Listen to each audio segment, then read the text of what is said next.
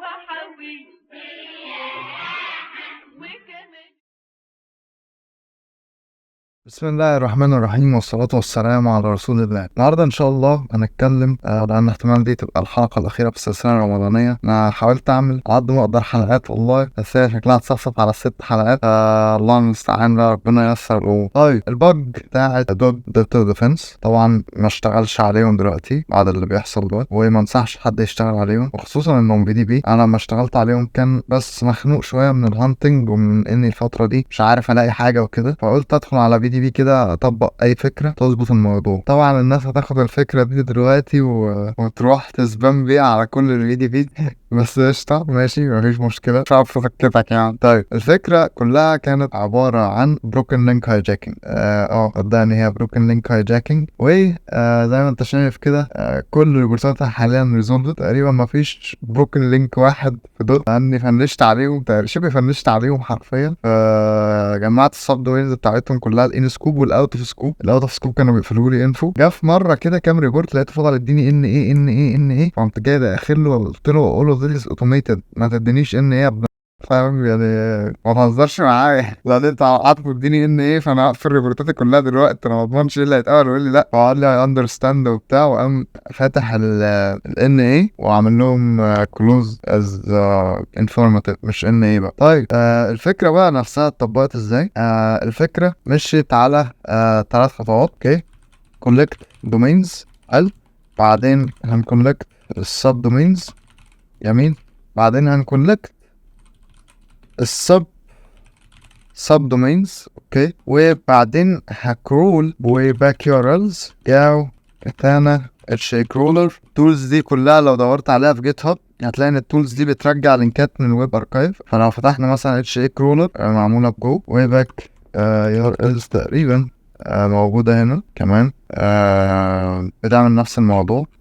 ويب باك شغالة من الويب اركايف تحديدا، والكومن كرول وفيروس توتال. ويب باك جامدة بصراحة، والاركايف وده الاركايف تاني بس. فويب باك جامدة. المهم انا كنت برن ال4 تولز دول على كل دومين من ده، اوكي، او سب دومين او سب دومين. فتقريبا صفوا معايا على 500 مليون لينك تقريبا من الصفحات دي كلها اللي جمعتها التولز دي من الدومينز والسب دومينز وهكذا. طيب الفكره بقى دلوقتي ان احنا هنوصل لايه بعد ما جمعنا ال 500 مليون لينك. انا عملت نيوكلياي تمبلت. اوكي، لو جيت هنا مثلا للعب شات جي بي تي وقمت جاي قايل له ميك مي ريجكس extract the Instagram user from the URL in the page, users مثلا from the URLs from the page where it may be مثلا HTTPS ولا HTTPS، لأن كان في حاجات فيها instagram.com على طول، instagram.com أقول له هنا اليوزر.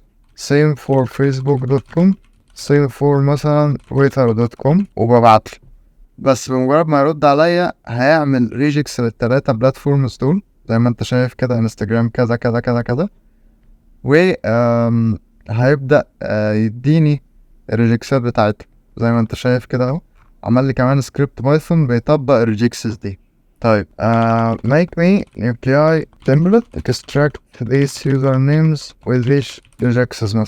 هيبدأ بالفعل يعمل لي نيوكلياي تمبلت بأبلاي الريجكس دي. ماتشرز بيحط وورد، وبعدين الاكستراكتور تايب والنيم بتاعه انستجرام يوزر نيم، وبيحط الريجكس هنا. موضوع بسيط خالص، مخدش اي مجهود. عملنا اول ستيب في اقل من دقيقة تقريبا، لكن التفكير نفسه انه يوصلني حاجة زي دي اكيد خد وقت اكتر. رنيت النيوكلياي تمبلت ده على ال 500 مليون يو ار ال دول، فطلع لي تقريبا حوالي 6 كي على ما اعتقد يوزر نيمز من الحاجات دي اللي هي الفيسبوك وتويتر وانستجرام. بعد فلترة الدبليكيتس تقريبا كانوا حوالي 3 كي او 3.5 حاجة كده يعني. المهم الخطوة اللي بعد كده، بعد ما بقى معايا 3.5 يوزر، عملت ايه؟ بدأت بقى اعمل الخطوة اللي قبل الاخيرة، الا وهي التشيكرز نفسها. التشيكرز عملتها ازاي؟ ممكن تعملها في حاجات كتير. انا عن نفسي انستجرام على سبيل المثال او فيسبوك، لو حطيت له يوزر نيم خربان فبيقول لك this content is not available at this moment. بينما لو فتحت له مثلا ما اعرفش مين استاذه ليلى، بس ماشي يعني اكيد استاذه ليلى في الفيسبوك من زمان لان ده يوزر ليلى، فاهم؟ قشطه. المهم لو ما فيش يوزر بالفعل بيطبع this content isn't available at the moment. فقدرت نعمل سكريبت جو يفلتر اليوزر نيمز اللي بتطلع. ليه؟ لان الوضع هنا اللزوز شويه في جو بالذات. يعني انا عملت سكريبت، طبعا قلنا الاوتبوت هنا هيطلع مثلا من النيوكلياي بشكل انستجرام يوزر نيم، فيسبوك يوزر نيم، تويتر يوزر نيم. عملت 3 فانك، كل فانك بتتشيك في بلاتفورم معينه بالريكوست بتاعها. ريكوست انستجرام مثلا كان في الساين اب، لو جينا هنا فتحنا النتورك عملنا كلير مثلا، قلت له اليوزر الفلاني فعمل بوست ويب اكونتس كرييت. اوكي، ريكوست بيبعت فيه اليوزر نيم، ريسبونس بيقول لي الستاتس بتاع account created false، الايميل this field is required، الاون create a password مش عارف ايه، ولكن بيقول لي user name suggestion مفيش واليوزر والستاتس اوكي ده عشان صح.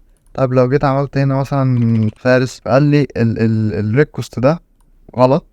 الايرور هنا بقى هتلاقي في ايرور ظهر اليوزر نيم. يعني بص اللي ورا كان ايميل واول، دلوقتي اصبح ايميل يوزر نيم اول في الريسبونسز. اليوزر نيم بيقول لك this user name isn't available. فانا كنت بستخدم الريكوستين دول. تويتر نفس قصه فيسبوك، x.com لو فتحت كده بتلاقيه قال لك this account doesn't exist. بس دي ما كانتش كابشن لانها بتجنريت بجافا سكريبت. فعملتها منين وقتها؟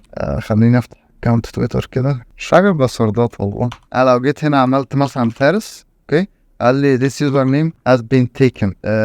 لو جيت عملت فارس 1 فقال لي نفس الموضوع هنا فارس 1، والريسبونس بتاعي قال لي this user name has been taken. اوكي، فنفس القصه برضو. دول ال3 بلاتفورمز اللي انا اشتغلت عليهم.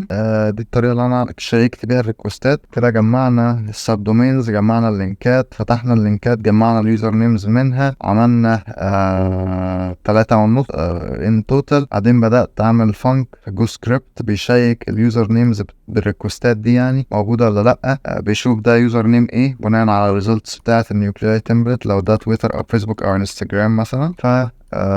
بيشوف انستجرام وديه على الفانك تشيك انستجرام، فيسبوك وديه على الفانك تشيك فيسبوك. و بس ده كان كل المحتوى. دي كانت الطريقة اللي عملت بيها السكريبت بتاع دوت او الفكرة بتاع دوت ان توتال. وبس، حفظكم ورعاكم الله، والسلام عليكم ورحمة الله وبركاته.